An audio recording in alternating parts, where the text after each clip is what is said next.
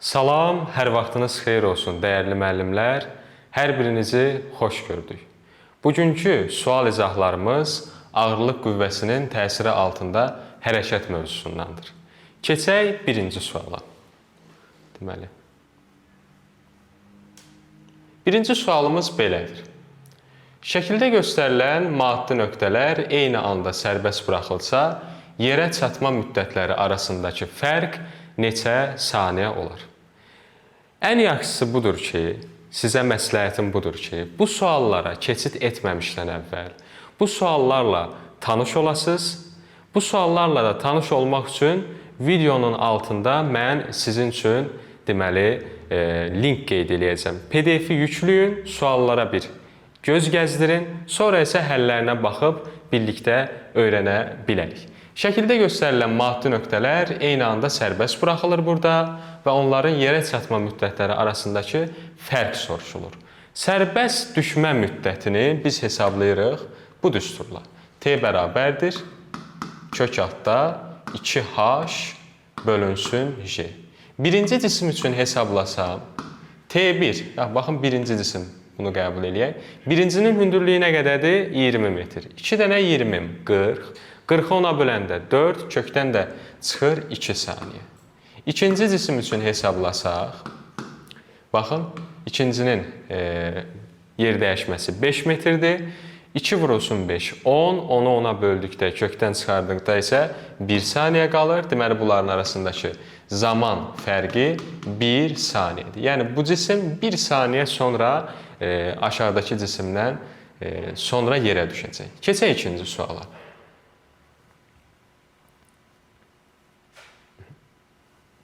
Bunları silək. Yerdən müəyyən qədər hündürlükdən sərbəst buraxılan cisim son 2 saniyə ərzində 80 metr yer dəyişmə icra edərsə, cismin hansı hündürlükdən atıldığını təyin edin. Havanın müqaviməti nəzərə alınır.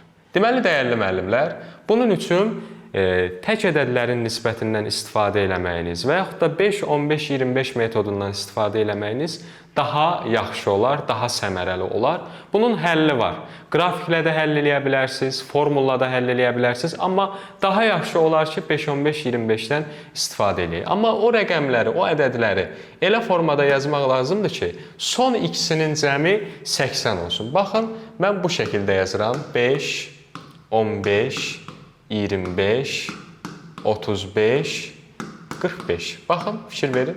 35, 45. Son ikisinin cəmi 80-dir. Ümumi cismin getdiyi yol isə, yəni yer dəyişməsi, ümumi yer dəyişməsi isə, yerə qədər olan məsafəsi isə, belə deyək, bu ədədlərin cəminə bərabərdir. 5-i 15 ilə toplayanda 20, 20-ni 25 ilə toplayanda və yaxud da belə toplaya bilərsiniz. 45, 5, 50, 35, 5, 50, bir də 25. 2 dənə 50, 1, 25. Cavab elədi 125 metr. Davam edək üçüncü sualda. Üçüncü sual kifayət qədər bilirəm ki, çətindir, sizi qorxuda bilər, amma narahat olmayın, bu sualın həllini rahatlıqla tapacağıq. Diqqət eləmək lazımdır ki, sualda məndən nə soruşulur? Mənə nə verilir, məndən nə soruşulur və mən bu soruşulanı necə tapa bilərəm? Görürəm ki, üfüqə bucaq altında atılmış cismin hərəkəti təsvir olunub burada. 37 dərəcəlik bucaq təsvir olunub və deyir ki, şərtdə yer səthindən cisim üfüqlə bucaq altında atılır. Cisim A nöqtəsindən B nöqtəsinə 2 saniyəyə gəldiyini nəzərə alaraq onun uçuş məsafəsini hesablayın. Yaxşı. Uçuş məsafəsinin belə bir düsturu var. L bərabərdir V0-ın kvadratı bölünsün J vurulsun sinus, daha doğrusu bunu sinus yox, belə yazaq. Deməli, 2 sinus alfa kosinus alfa. Baxın, bu düsturdan istifadə etmək istəyirəm. Nəyə görə? Çünki çox səmərəlidir. Əlimdə sinusun qiyməti, kosinusun qiyməti var, J-ni verib. Bir dənə mənim əlimdə olmayan V0-dır. Amma V0-ı da buradan təyin eləmək olar. Əsas etap, əsas keçid odur. Oranı da təyin eləsək, cismin uçuş məsafəsini nə edərik? Hesablaya bilərik. Mən baxıram ki, və yaxud da mən bilirəm ki, cisim x oxu istiqamətində bərabər sürətli hərəkət edir. X oxu üzrə onun yer dəyişməsi 40 metrdir. Baxın, və bu 40 metrə 2 saniyə vaxt sərf edirsə, onda onun sürətinin x oxu üzrə proyeksiyası nədir? V bərabərdir S bölünsün T-dən, yəni bildiyimiz düstur 20 metr bölünsün saniyədir. Yaxşı. Bəs bu Vx-in yerinə mən yaza bilərəmmi? V0 vurulsun kosinus alfa. Bunu da 20-yə bərabər eləyərəm. Sonra da buradan V0-ı taparam ki, 20 bölünsün 0,8. Yəni 200-ü 8-ə, 100-ü 4-ə bölərəm, 25 taparam. Sonra bu 25-i burada nəzərə alaram, ümumi cismin uçuş məsafəsini hesablaya bilərəm. Hesablamaları qalsın, sizə mən yolunu dedim. Davam edək 4-cü sualdan.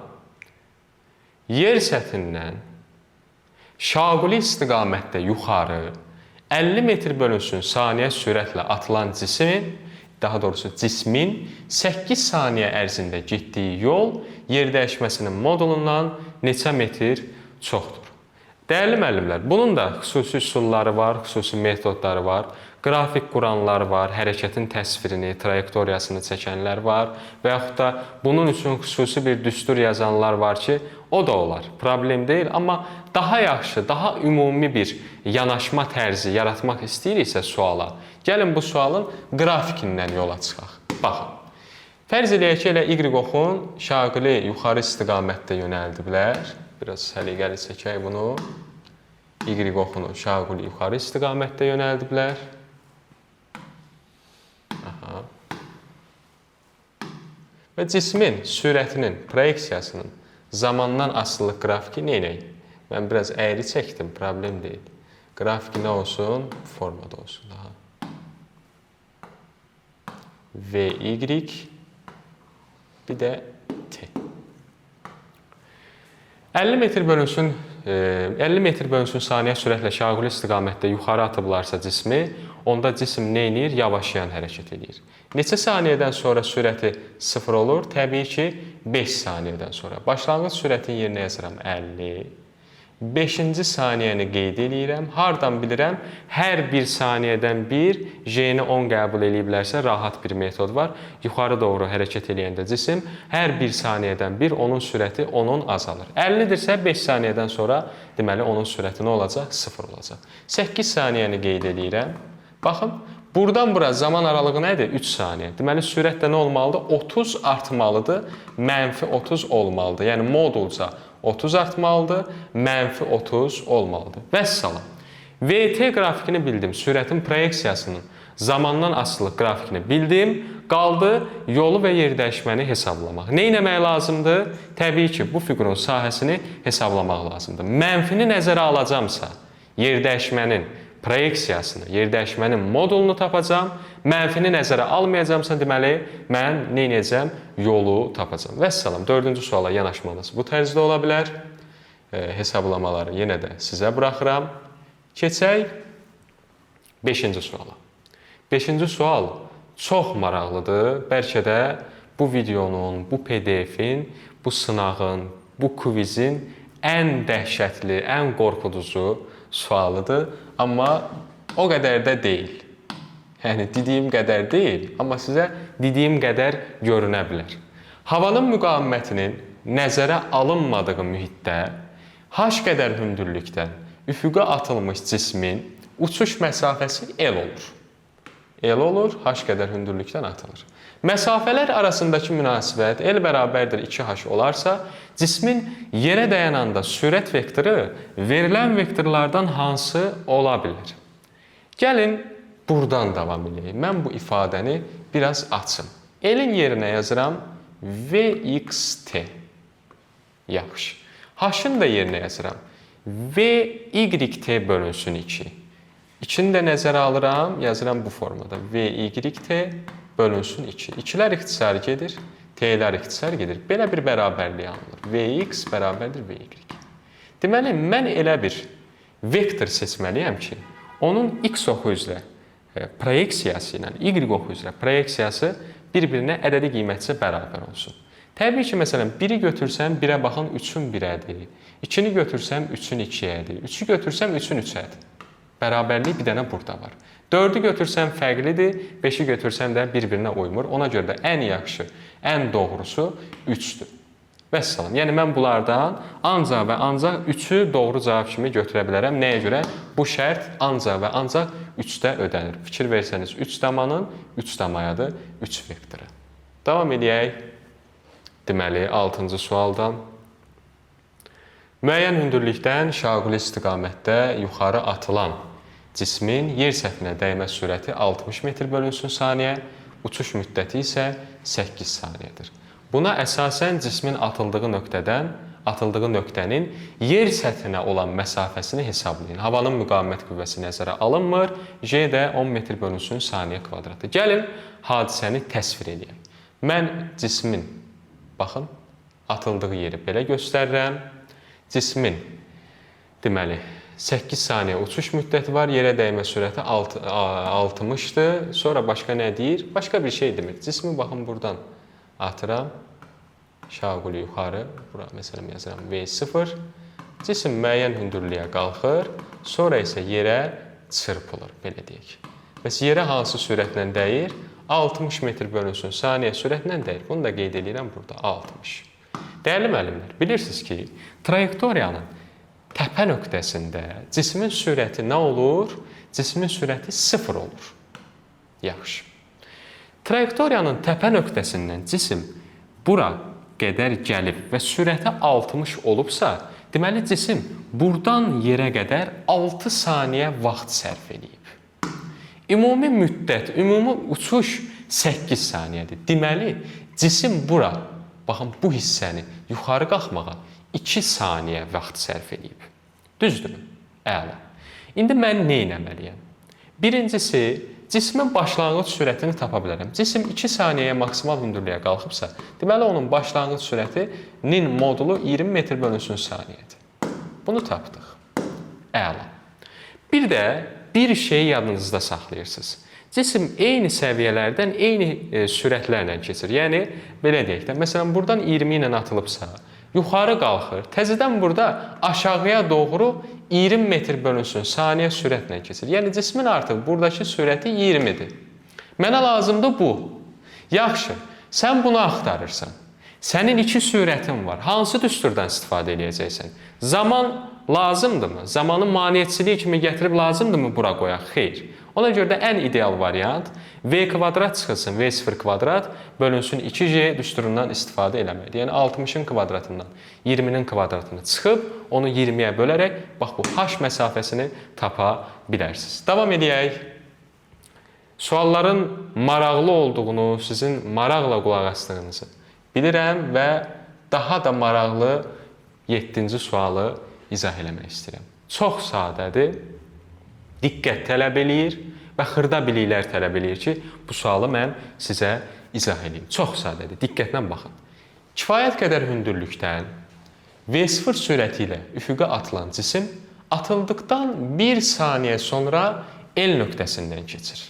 1 saniyə sonra cisim L nöqtəsindən keçirmiş.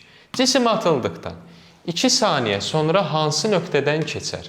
Havanın müqavimət qüvvəsi nəzərə alınmır, bölgülər bərabərdir. Dəyərli müəllimlər, bilirsiniz ki, cisim X oxu üzrə, yəni belə deyək, sizin dilinizdə deyək, sağa doğru bərabər sürətlə hərəkət edir. Atıldıqdan 1 saniyə sonra 2 dama məsafə qət edibsə, sağdan danışıram, sağa doğru məsafədən söhbət gedir. Atıldıqdan 2 saniyə sonra, deməli bu yerdən üfüqi istiqamətdə 2 dama sağda bir nöqtə seçilməlidir. Yəni 2, bir dənə də 2 olmalıdır, seçilməlidir. Yəni cavab ola bilər N, R, T. Nəyə görə? Çünki bu dama ilə bu damanın arasında baxın 2-2 fərq var. Yaxşı, N-dir, R-dir, yoxsa T-dir? Hansını seçim? Ən gözəl. Diqqətlə baxın. İndi baxırsınız cismin şaquli yer dəyişməsinə. Birinci, bilirsiniz ki, tək ədədlərin nisbəti burada böyük rol oynayır. Cisim şaquli istiqamətdə, belə deyək, sərbəst düşmə hərəkəti icra edir. İlk zaman ilk müddətdə, bərabər müddətlərdir də bunlar. İlk 1 saniyə, sonraki 1 saniyə. Yəni atıldıqdan sonraki 2 saniyə, yəni ilk 1 saniyə ilə növbəti 1 saniyə nəzərdə tutulur. Baxın, ilk 1 saniyədə 1 damla aşağı düşübsə, tək ədədlərin nisbətindən, sonraki 1 saniyədə isə 3 damla aşağı düşməlidir. Yəni burada olmalıdır. Baxın, bu tuşda olmalıdır. Deməli cavab nə olur? Baxın, bunların ikisini də birləşdirəndə cavab T olacaqdır. 7-ci sualın cavabı T nöqtəsidir. Davam edək. Davam edək 8-ci sualdan. Artıq videomuzun sonuna çatırıq maraqlı suallarla. Deməli, yer səthindən müəyyən sürətlə şaquli yuxarı atılmış cisim atıldıqdan 1 saniyə və 5 saniyə sonra eyni hündürlükdə olmuşdur. Buna əsasən cisimin atıldıqdan 2 saniyə sonra sürətinin modulunu hesablayın. Yadınızda saxlayın, belə bir fakt verirsə sizə, deyirsə cisim T1 və T2 anlarında eyni hündürlükdə olmuşdur. Bunun isbatı da var, amma bu videonun yeri deyil, çox üzr istəyirəm. Amma sizə demək istəyirəm ki, onun maksimal hündürlüyə çatma müddəti bu iki zamanın cəminin yarısıdır. Yəni 1 üstə 5, 6, 6-nı da 2-yə bölürük, eləyir 3. Yəni cisim 3 saniyə sonra maksimal hündürlükdə olub. Aha, mən fikirləşirəm. 3 saniyə sonra cisim maksimal hündürlükdə olubsa, bunu hansı sürətlə yuxarı atıblar? Təbii ki, 30-dan. Biz dedik axı, hər saniyəyə 10-dan azalır. Yaxşı.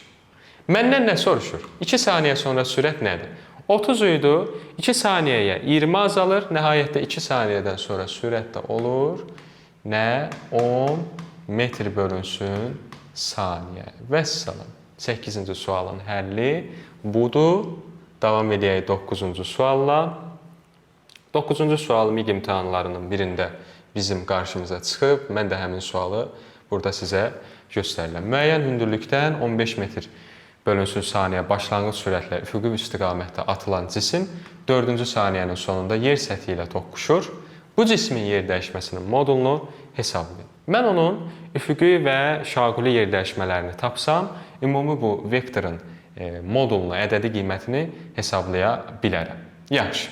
Mən onun üfüqi yer dəyişməsini rahatlıqla tapa bilərəm. Necə tapım? Təbii ki, mən bilirəm ki, bunu bilirəm, zamanı bilirəm. Bura VXT ilə hesablana bilər.